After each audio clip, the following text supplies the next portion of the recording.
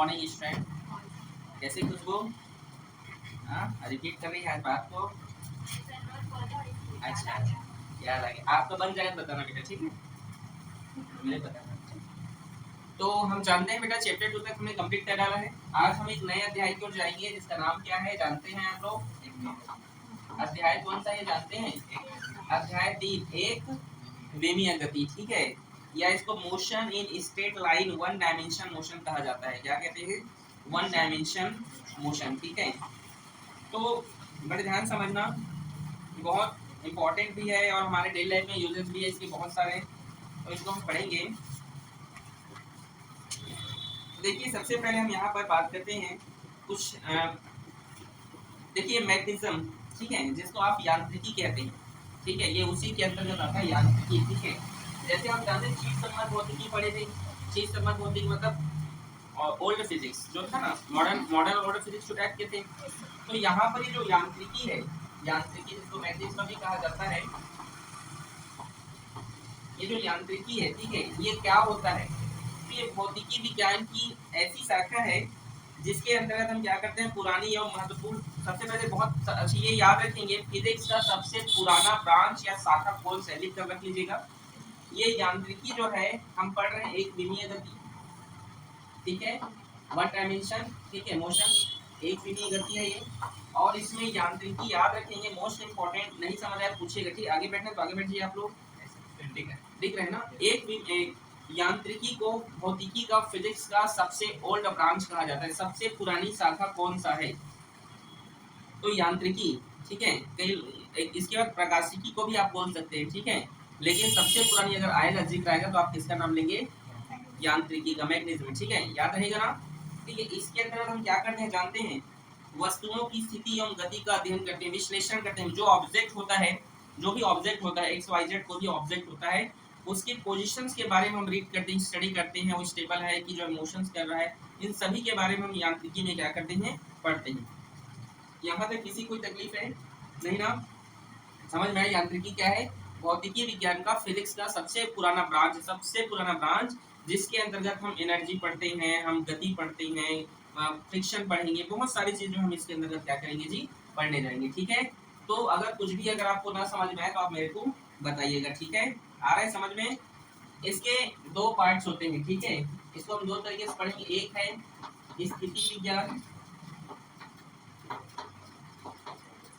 और दूसरा है गति विज्ञान, स्टैटिक साइंस कहते हैं इसको, और इसको डायनामिक्स, ठीक है, गति विज्ञान कहा जाता है, ठीक है जी? आ रहा है समझ में?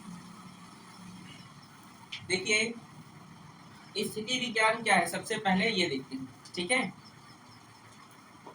स्टैटिक्स और इसको क्या कहा जाता है, डायनामिक साइंस, ठीक है ना?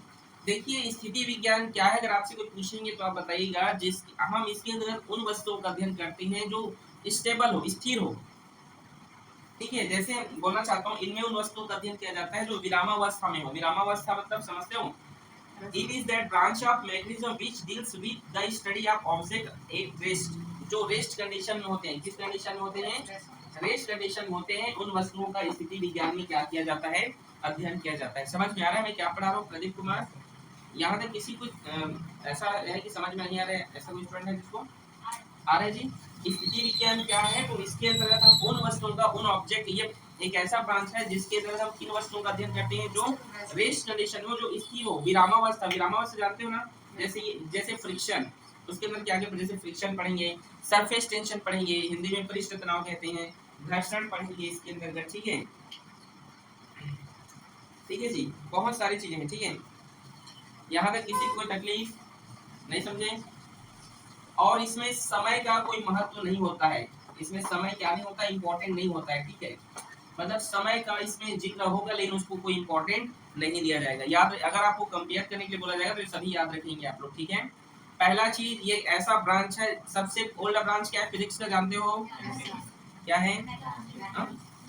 मैथमेटिक्स, ठीक है? देखिए, या इसमें जो है हम दो तरीका पढ़ते हैं, क्या? स्थिति विज्ञान, दूसरा क्या है, गति विज्ञान। स्थिति विज्ञान हम किसे कहते हैं, आप बता सकते हैं कोई? जिसके अंतर्गत हम क्या पढ़ते हैं, वस्तु विराम में हो, रेस्ट कंडीशन में हो। इस पर समय का कोई, इसमें टाइम इंपॉर्टेंट नहीं है, समझिए, ठीक है? इसमें देखिए आप पढ़ सकते हैं, लिखा है यहाँ पे, कि time has no importance in the study of statics. Time has no importance in the study of statics, मतलब समय का इसमें महत्व नहीं होता है। इसमें हम क्या क्या पढ़ेंगे, घर्षण पढ़ेंगे, पृष्ठ तनाव है, प्रत्यास्थता है, ऐसी ऐसी चीजें इसमें आपको देखने को मिलेगा। समझ में? आप गति विज्ञान के बारे में पढ़ते हैं तो हम डायनामिक कहते हैं। तो नाम से ही पता चल जा रहा है गति विज्ञान मतलब पता चल रहा है कि नहीं। डायनामिक मतलब यहाँ पर हम उनका अध्ययन करते हैं वस्तुओं का जो क्या हो, मोशन हो, गति अवस्था में हो, जो चल रही हो, जो क्या है वो चल रहा हो। नहीं समझे? जैसे रेलगाड़ी स्टैटिक्स में पढ़ोगे, डायनामिक में। इंग्लिश नाम सभी स्टूडेंट को याद होना चाहिए।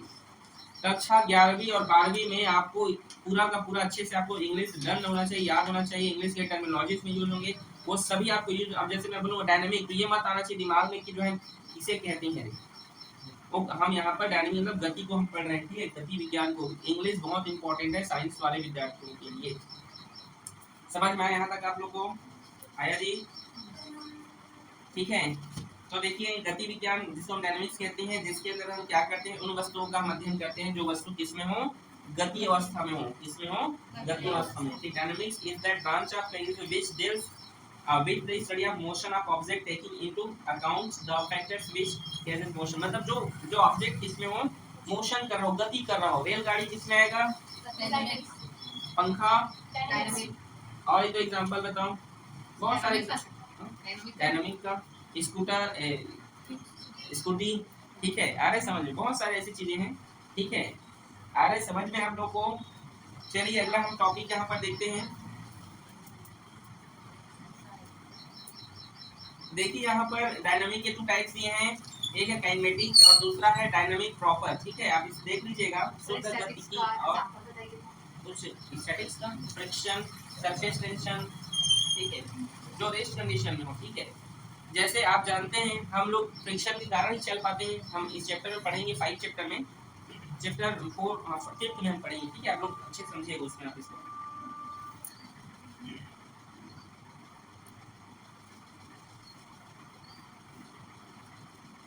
पॉइंट ऑब्जेक्ट, अगला हमारा टॉपिक क्या है? Point object. क्या होता है पॉइंट ऑब्जेक्ट, समझिएगा।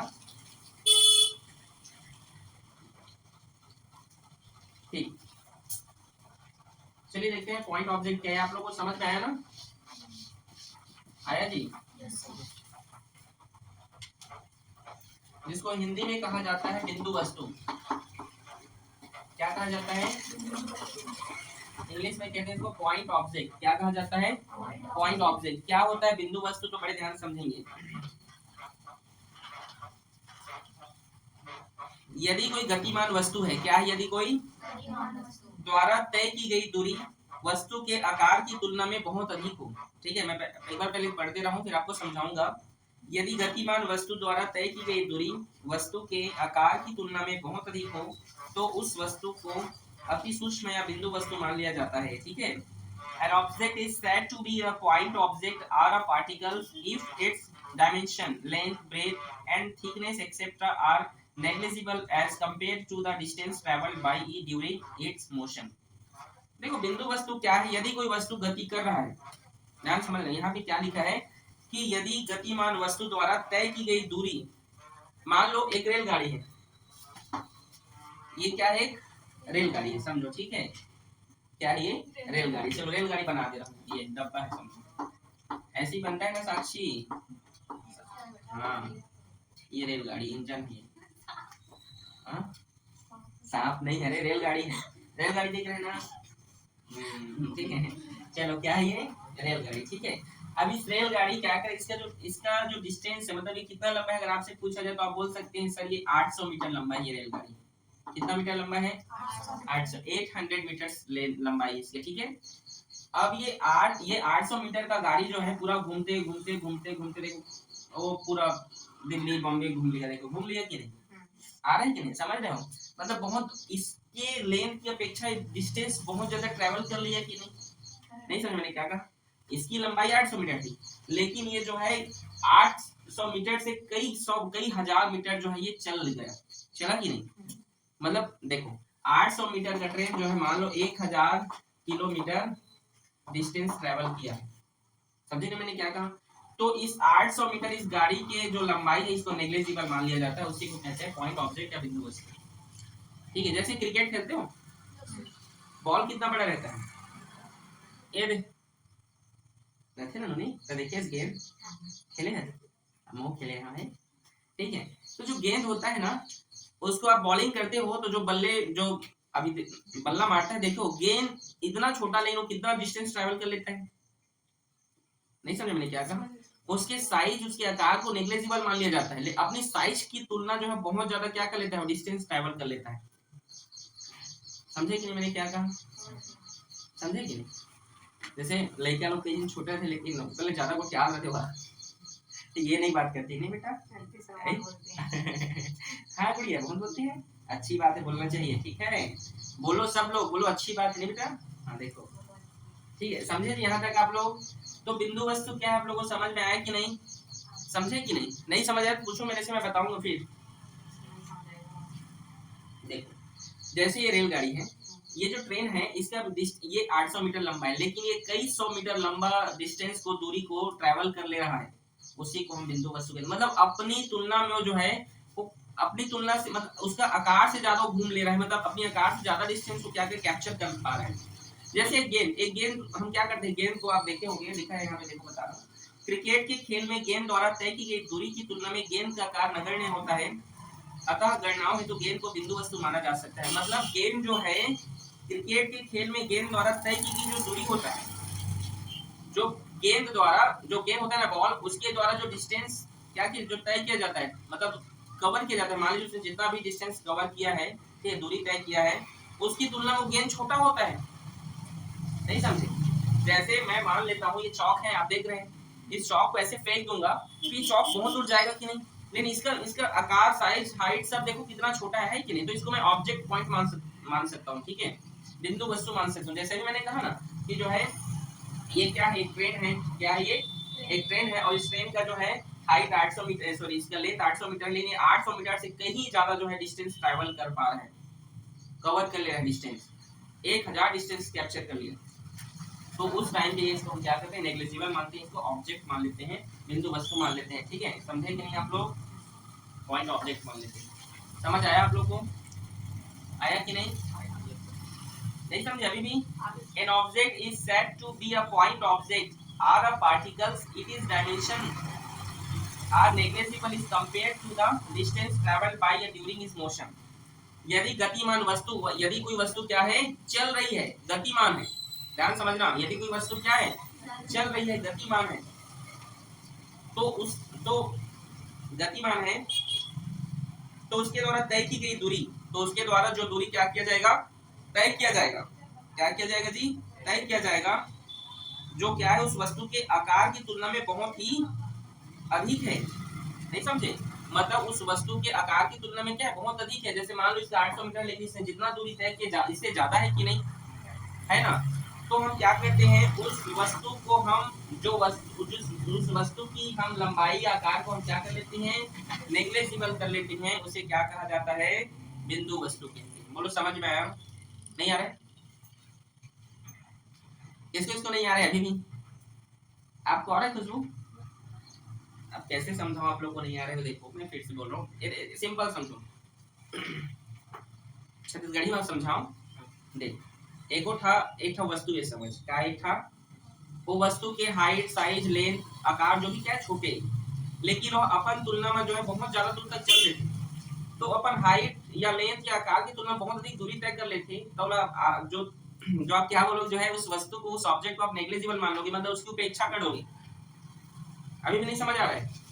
क्रिकेट खेलते हो ना बेटा, क्रिकेट का बॉल इतना छोटा होता है, लेकिन बैट्समैन जब मारता है तो देखो गेंद बहुत दूर जाता है, उसके आकार, उसके साइज के कंपेयर में अगर देखा जाए तो उस गेंद को उस समय जो है बिंदु वस्तु मान लिया जाता है, क्योंकि और उसका नेग्लिजिबल कर दिया जाता है, क्योंकि वो अपनी तुलना में बहुत दूरी तय किया है, नहीं तो उसको उतना ही डिस्टेंस ट्रैवल करना था, लेकिन अपनी तुलना में बहुत ज्यादा क्या करता है, वह अपनी तुलना से अधिक जो है ट्रैवल करता है। नहीं समझ में क्या बोल रहा हूँ?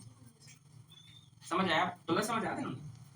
देखो ये समझ आ रही है, ठीक है, ले तुम्हें क्या कहा था, हाँ ले जा रहा था से, हाँ ले बता, लेना कहना हो, कानून नहीं है क्या ये समझे तो ना। हाँ अच्छा ठीक, चलो फिर से समझाऊं क्या किसी को? नहीं सर। देखो बिंदु वस्तु, जैसे आप जानते हैं एक रेल, ध्यान सुनना, एक रेलगाड़ी जिसकी लंबाई लगभग 800 मीटर है, जब कई सौ किलोमीटर की दूरी तय करती है तो उस समय तय की गई दूरी की तुलना में रेलगाड़ी की लंबाई कम होती है कि नहीं? ऐसी स्थिति में रेलगाड़ी को हम क्या मानते हैं? बिंदु वस्तु मान लेते हैं। जैसे आप जानते हैं हमारी जो पृथ्वी है वो जो हमारा, जैसे मान लो जैसे ये पृथ्वी है, ये क्या है, ये ध्यान से देखना, ये क्या है, ये लिख दे रहा हूँ, पृथ्वी है, और ये क्या है, सूर्य है। तो सूर्य के चारों ओर क्या करता है, ये परिक्रमा करता है, करता है नहीं, ऐसे घूमता है कि नहीं, देखो ऐसे करके घूमते घूमते घूमते घूमते फिर यहाँ पर आता है। तो इसका साइज देखो कितना था, इसका छोटा था, लेकिन इसमें जितना दूरी तय किया, जितना डिस्टेंस कैप्चर किया, कवर किया, उसकी तुलना में ये देखो छोटा है कि नहीं। अब आ रहे समझ में? इसको मिटा के अच्छे समझा रहा हूँ।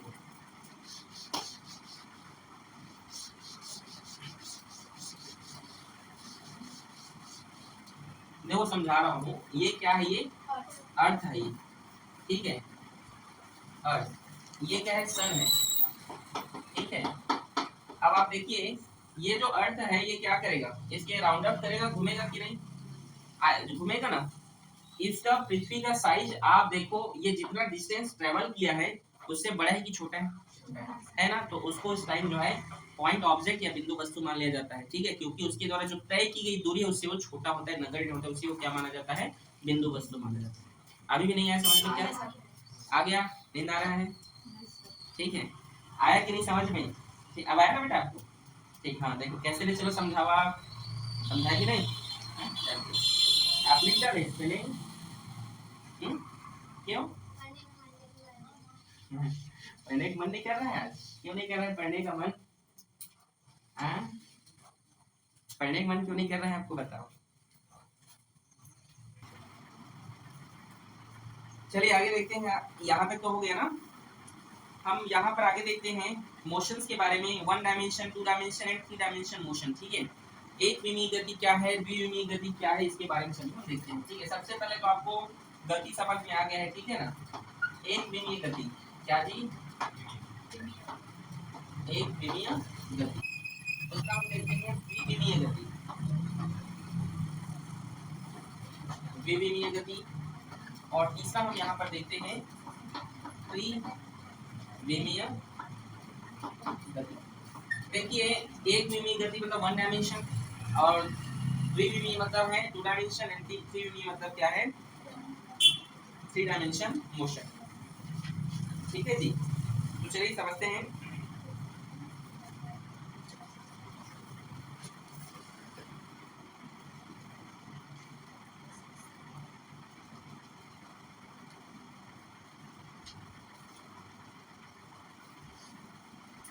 चलिए एक विमीय गति क्या होता है, ठीक है। तो यहाँ पर हम देखते हैं डेफिनेशन क्या है इसका।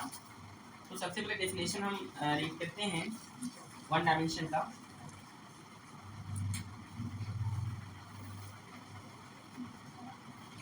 When a body is conformed to move in a straight line, it is said to execute motion in 1 dimension, ठीक है। फिर से एक बार रिपीट कर दे रहा हूँ, when a body is confined to move in straight line, it is said to execute motion in 1 dimension। मतलब एक विमीय गति क्या होता है, एक विमीय गति हम उसे कहते हैं जो वस्तु सरल रेखा, स्ट्रेट लाइन, कैसी रेखा, सरल रेखा, स्ट्रेट लाइन पर क्या करे, मोशन करे, उसे हम क्या कहते हैं, 1 डायमेंशन कहते हैं। यदि किसी वस्तु के द्वारा क्या किया जाए, सरल रेखा पर गति किया जाए, ठीक है, उसे क्या कहा जाता है, एक विमीय गति, 1 डायमेंशन कहा जाता है। समझ में आया कि नहीं? अब जैसे आपको चलो समझा रहा हूँ 1 डायमेंशन क्या, जैसे आप रेलगाड़ी देखे हो, सीधा होता है कि नहीं, ट्रेन उस पर गति करता है, एग्जाम्पल 1 डायमेंशन का क्या है, रेलगाड़ी। ठीक, अब मत बोलना सर की रेलगाड़ी तो जो है ऐसे ऐसे भी लोग होते रहते हैं, ठीक, वो सीधी रेखा पर ही गति करता है, ठीक है जी। और बहुत सारे एग्जाम्पल है इसके, जैसे आप ये बोल सकते हो, जैसे किसी कोई ऑब्जेक्ट है उसको ऊपर से नीचे गिरा रहे हो, ठीक है, सपोज दैट कोई भी एक वस्तु ले लीजिए, उसको ऊपर से नीचे गिराओगे तो सीधा ही गिरेगा, आप चेक कर सकते हैं। आ रहे समझ में? कोई भी वस्तु जब ऊपर से नीचे की ओर गिरती है एकदम फ्री, स्वतंत्रता पूर्वक एकदम फ्री, तो उसको आप सीधी रेखा पर क्या करते हैं, वहाँ गति करते हैं, उसके एग्जाम्पल, ये इसका एग्जाम्पल, ठीक, 1 डायमेंशन का। समझ में आया कि नहीं? ठीक है।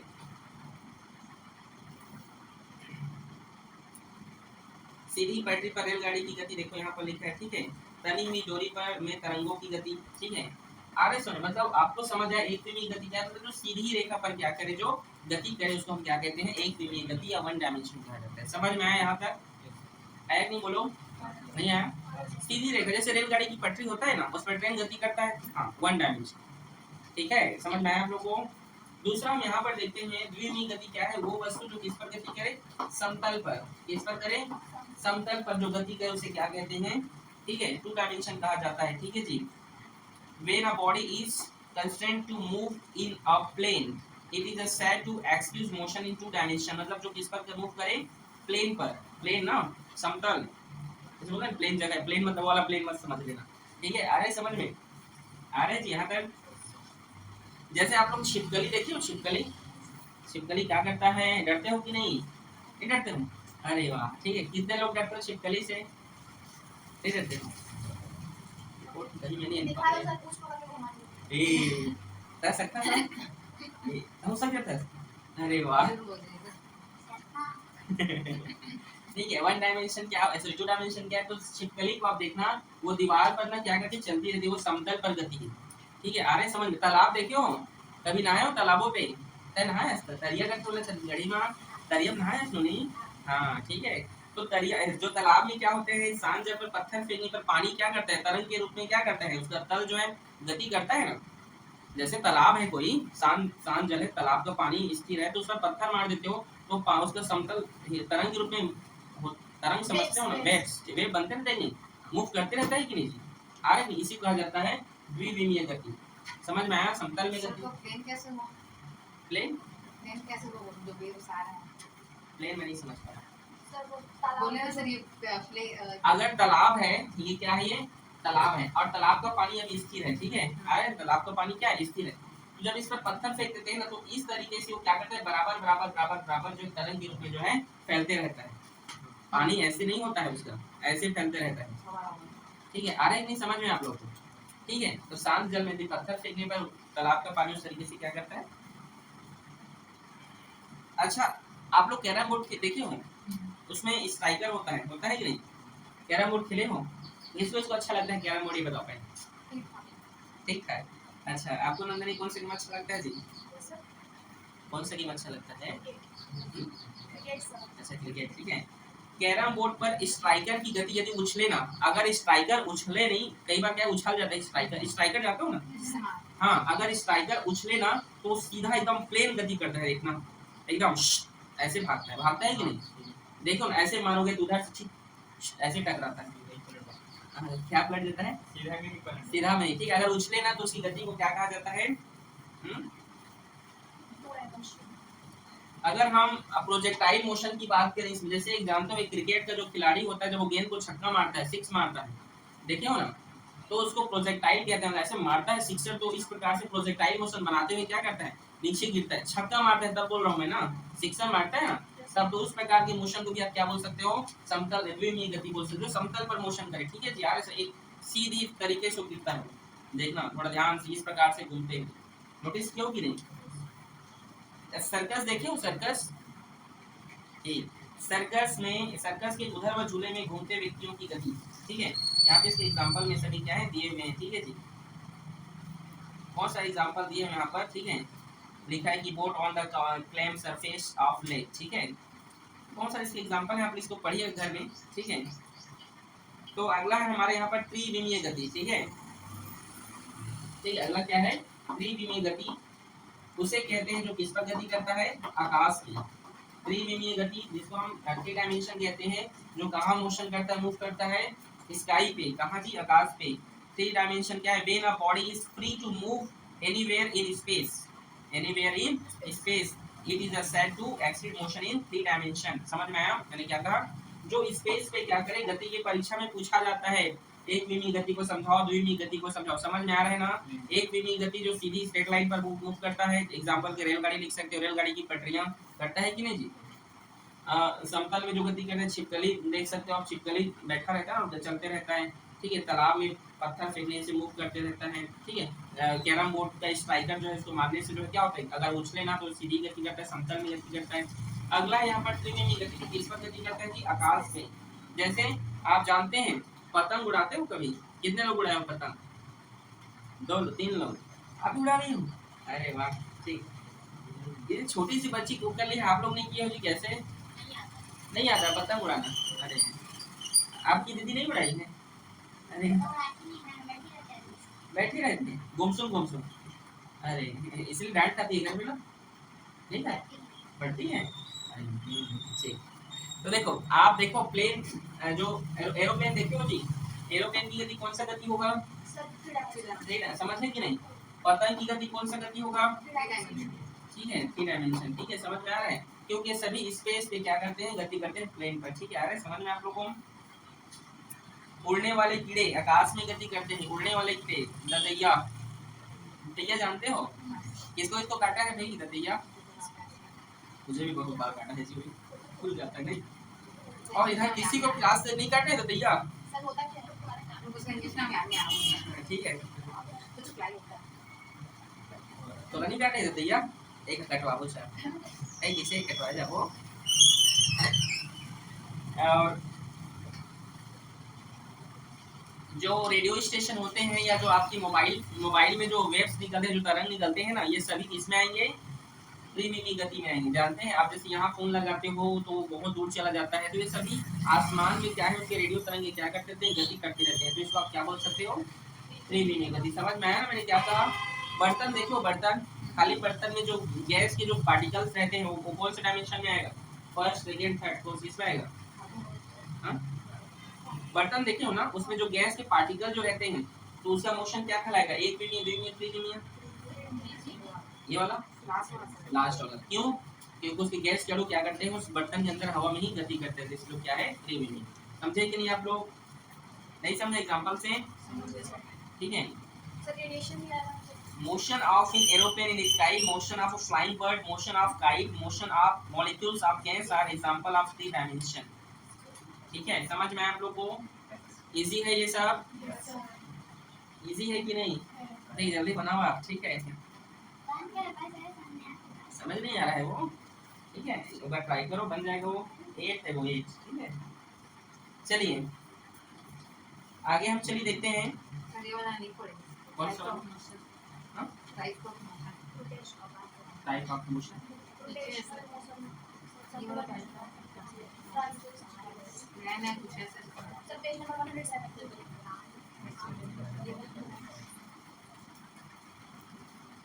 चलिए हम आगे देखते हैं विस्थापन और दूरी। ठीक है, सबसे पहले हम विस्थापन को समझते हैं। ठीक है, कि विस्थापन क्या होता है? इसको इंग्लिश में डिस्प्लेसमेंट कहा जाता है। क्या कहा जाता है? डिस्प्लेसमेंट। ठीक है, डिस्प्लेसमेंट क्या होता है? ठीक है, बड़े बड़े ध्यान समझिएगा। ठीक है, देखिए विस्थापन क्या होता है, मैं आपको यहाँ बताना चाहता हूँ। एक निश्चित दिशा में, ठीक है, एक निश्चित डायरेक्शन में, to change in positions of moving object along a certain direction is called the displacement of the object. ठीक है, ये यहाँ पर और एक डेफिनेशन लिखा है, the difference of the position coordinates of particle at two different time is called the its displacement. पहला चीज समझिए विस्थापन क्या होता है। ठीक है, विस्थापन मतलब एक निश्चित दिशा में यदि कोई वस्तु क्या करे, गति करे, मूव, मोशन करे, मूव हो, ठीक है, उसे क्या कहा जाता है? डिस्प्लेसमेंट कहा जाता है, विस्थापन कहा जाता है। मान लीजिए कोई वस्तु क्या करता है इस प्रकार से, मतलब विस्थापन मतलब एक शॉर्टकट रास्ता समझो, एक शॉर्टकट वे समझे। जैसे मान लो आपको पता है कि मान लीजिए ये किसी का घर है, ठीक है, ये इससे घर बनते हैं नहीं इसने, ठीक है, ये घर है और इस घर को जाने के लिए आप मान लीजिए आप इस प्रकार से घूम कर आते हैं। ठीक है, ठीक है, ये घूम के आते हैं, लेकिन पता है कि आप अगर यहाँ से आ रहे हो और आप इस तरीके से सीधे इस जगह पे पहुंच सकते हो, तो ये क्या कहलाएगा? डिस्प्लेसमेंट कहलाएगा। समझे कि नहीं? मतलब एक शॉर्टकट वे होता है डिस्प्लेसमेंट। समझे ना? आप लोग देखते हो ना, चल शॉर्टकट रास्ता में जाओ जल्दी पहुंच, ऐसे बोलते हो कि नहीं? वही डिस्प्लेसमेंट है। समझे कि नहीं जी गुड़िया? इसे समझे? शॉर्टकट आ रहा है समझ में? ठीक है, ये एक पहला जिससे आप लिखेंगे कि एक वेक्टर क्वांटिटी होती है। क्या क्वांटिटी होती है? वेक्टर क्वांटिटी, मतलब एक सदिश राशि है, मतलब जिसका दिशा क्या होता है? फिक्स होता है, मतलब इस दिशा में जाना है, जैसे इधर जा इस ये उसका जो डायरेक्शन होता है ना वो फिक्स होता है। समझे कि नहीं? नहीं समझे? समझे ना मैंने क्या कहा? उसका डायरेक्शन क्या होता है?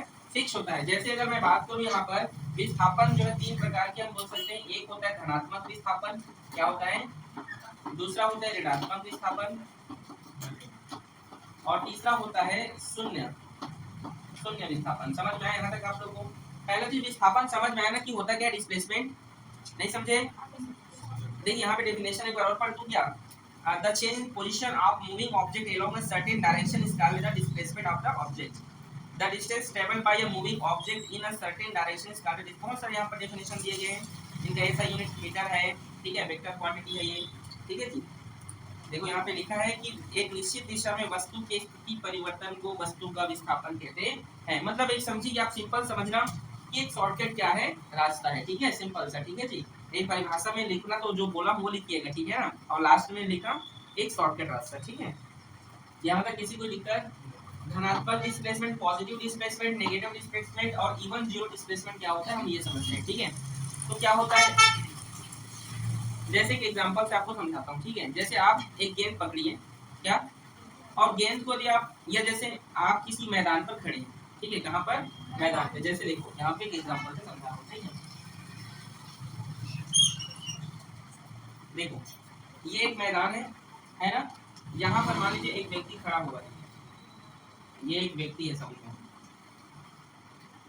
ये व्यक्ति है, ठीक है, ठीक है ना। ये एक आदमी है, क्या है? ये आदमी है, ठीक है। अब ये आदमी क्या कर रहा है? एक गेंद को पकड़ के क्या करे? ऊपर फेंकेगा। किधर फेंकेगा? ऊपर की ओर गया, पॉजिटिव डिस्प्लेसमेंट, ठीक है। आ रहा है समझ में? अब क्या दीदी के पास बैठोगे, जाओ, ठीक है। देखिए डिस्प्लेसमेंट, पॉजिटिव डिस्प्लेसमेंट, अगर ये गेंद ऊपर की ओर गया, पहले आप लोगों को मैं समझा रहा हूँ, ठीक है ना। अगर ये ऊपर की ओर गया पॉजिटिव, ठीक है, सामने ऊपर की ओर जा रहा है, ठीक है, या ऐसे आप फेंक रहे हैं जिस डस्टर को फेंकते हैं ना, ऐसे मतलब सीधे की ओर जो जाए, धनात्मक मतलब आगे बढ़ते रहे, आगे बढ़े, वो क्या है? पॉजिटिव डिस्प्लेसमेंट, ठीक है। अगर यही बॉल इनसे छूट कर नीचे ऊपर जाने के बाद नीचे आ जाएगा, पकड़ेगा नहीं, तो जमीन पे गिरेगा, ये जमीन पे गिरेगा, नेगेटिव डिस्प्लेसमेंट, मतलब इसकी तुलना में यहाँ से नीचे आ गया वो। जैसे बॉल को देखते ऐसे खेलते हैं, ऐसे फेंकते हैं, नहीं पकड़ पाते, पीछे चल देते हैं, खेले नहीं होगी यार, किसी और दूसरे तरीके से खेले होगी नहीं। नहीं समझे मैंने क्या बोला? समझ नहीं आ रही क्या? डस्टर को ऐसे फेंकते रहते हैं, पीछे चल देता है कई बार, नहीं, ठीक है। जीरो डिस्प्लेसमेंट क्या है? तो आप यहाँ पर क्या करें, इस ऑब्जेक्ट को पकड़ लीजिए, क्या कहलाता है? Zero displacement. नहीं समझे यहाँ तक? ठीक है। अगर ये ऐसे आ गया, कौन सा डिस्प्लेसमेंट? पॉजिटिव आया तो नेगेटिव हो गया, ठीक है, जीरो हो गया। आप समझे? Very good. एक चीज तीन, एक ऑब्जेक्ट से तीनों एग्जांपल समझ में आया कि नहीं आया क्या? ठीक है, समझ में आप लोग को? यहाँ पे कोई दिक्कत? धनात्मक विस्थापन जो आगे की ओर बढ़ते रहे, ठीक है, आगे की ओर मूव करते रहे। नेगेटिव क्या, जो पीछे की ओर करे, ठीक है, बैकवर्ड मतलब पीछे आ जाए, ठीक है जी। और जीरो मतलब जहां पर था वहां पर आ जाए, वो जीरो हो जाए, जमीन मतलब जीरो हो जाए, न्यूट्रल हो जाए। समझ में आ रहा है कि नहीं? ठीक है जी। दूरी क्या है यदि हम यहाँ पर बात करें, ठीक है, आदमी बढ़िया है ना, अरे आखी बनाना भूल गया था जी, चलो ठीक है। चलो देखिए, हम यहाँ पर देखते हैं दूरी क्या होता है, जिसको डिस्टेंस कहते हैं। क्या कहते हैं? डिस्टेंस कहते हैं। क्या होता है दूरी? तो चलिए हम बताते हैं। दूरी मतलब यहाँ पर ये सबसे पहले तो एक अदिश राशि, कैसी राशि है? अदिश राशि, ये आप हमेशा याद रखेंगे, ठीक है। और दूरी जिसका वस्तु के द्वारा तय किए गए पथ की लंबाई को क्या कहते हैं? दूरी कहते हैं। मतलब अगर कोई वस्तु है जो जितना क्या करे दूरी को, मतलब उस रास्ते को जितना क्या करे, जैसे मान लो ये क्या है, ये गाड़ी है, ये मोटरसाइकिल, ठीक है, ठीक है जी, हैंडल भी बना दे रहा हूँ लोग, ठीक है, मोटरसाइकिल है सपोज दैट ये। अब ये क्या आगे की ओर बढ़ रहा है, ठीक है, तो ये जितना इस रास्ते के पथ की लंबाई को क्या करे, कैप्चर करेगा, उसे क्या कहते हैं? दूरी कहते हैं। नहीं समझे? जैसे आप लोग रायगढ़ जाओगे, बिलासपुर घूम घूम के जाते हैं, तो मतलब जितना लंबा रास्ता हो वो क्या कहलाएगा? डिस्टेंस कहलाएगा, ठीक है। एक स्ट्रेट लाइन डिस्टेंस भी है और डिस्प्लेसमेंट भी है, हमेशा याद रखिए। एक डिफरेंस तो कैसे आएगा? डिस्प्लेसमेंट नहीं, मान लो अगर एक स्ट्रेट लाइन की बात कर रहा हूँ मैं, ओनली फॉर एक स्ट्रेट लाइन, डिस्टेंस और डिस्प्लेसमेंट दोनों में बोल रहा हूँ। लेकिन मान लो कि रास्ता यहाँ से चालू हो रहा है और यहाँ पर खत्म हो रहा है, आपको पता है ये सीधा यहाँ पर जो है यहाँ पर पहुंचा जा सकता है, उसका डिस्प्लेसमेंट कहलाएगा। और अगर इस प्रकार से जा रहा हो तो रास्ता का जो लंबाई है उसको दूरी कहलाएगा। नहीं समझे? रास्ते की लंबाई को ही आप क्या कहेंगे? दूरी कहेंगे। समझे कि नहीं बेटा? नहीं समझे? जैसे अब इधर जाओगे, इधर से जाओगे, फिर गली में मुड़ोगे, फिर और इधर जाओगे, फिर वो रेल का फाटक क्रॉस करोगे, फिर और उधर जाओगे। समझ गए कि नहीं मैं क्या बोल रहा हूँ? तो वो क्या है, वो दूरी है वो। और आपको पता है कि सीधा इसे जाबो सीधा नहीं नो नहीं तो दीदी जान पूछ बे ओकरे पर बैठे हैं समय का है। अच्छा सही कि गलत? चलो ठीक, समझ में आप लोग को यहाँ तक आया कि नहीं बताइए? आ गया ना? ठीक, ठीक है। आगे हम जो है कल देखेंगे। ठीक है, स्केलर क्वांटिटी मतलब जिसमें डायरेक्शन फिक्स ना हो। हाँ, ये स्केलर क्वांटिटी है। ठीक, अदिश राशि, सॉरी दूरी क्या है? अदिश राशि जो कि विस्थापन सदिश राशि आप याद रखेंगे। ठीक है, आ रहे समझ में जी? ठीक है ना? तो चलिए आगे हम कल देखते हैं। कल हम वेग और चाल पढ़ेंगे। कल जो हम गति का समीकरण पढ़ेंगे। v equal to u plus a t, s equal to u t plus half a t का square, v square u s बराबर u square plus t s. इन सभी के बारे में हम क्या करेंगे, कल रेड करेंगे। तीनों विधि, ग्राफीय विधि है उसके, समाकलन विधि है उसके, ठीक है, और एक नॉर्मल मेथड है उसके। उन तीनों चीज़ों को हम क्या करेंगे, पढ़ेंगे। ठीक है, ओके फिर